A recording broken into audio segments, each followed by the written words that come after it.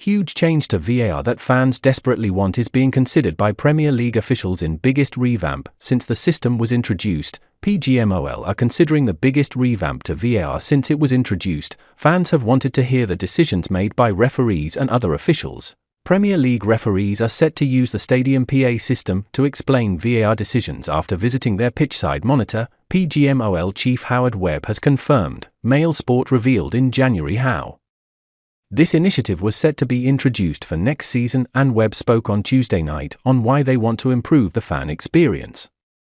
When John Brooks awarded Burnley their penalty at Manchester United after being sent to his monitor, for example, he would then clarify why he overturned his original decision to the crowd. Football's lawmakers IFAB have spent more than a year trialling this idea, and, with broadcasting the live conversation between referees and VAR still not permitted, the Premier League sees this as the next best solution to lessening confusion.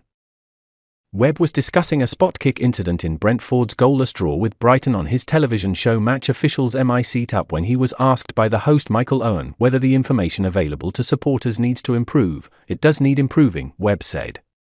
When you hear the clips on shows like this, it makes sense what's happening. It all becomes apparent. You'll hear the referee, Andy Madley, having been to the screen saying, "I'm going to speak to Lewis Dunk to explain why the penalty that he feels he should have isn't going to happen because he's fouled." Yoane Wissa before that, "We're looking at ways to improve the in-stadium experience. One of the things you'll have seen maybe in FIFA tournaments, like the Women's World Cup, is announcements from the referee once they've been to the screen. We're looking at that. We're keeping an open mind about whether that's something we could utilize in the Premier League.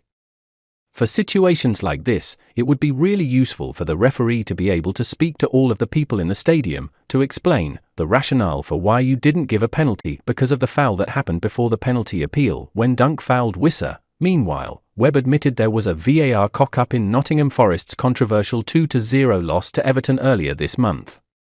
That defeat led to Forest revealing how they told the PGMOL that they felt it was wrong for a Luton supporter in Stuart Atwell to act as VAR.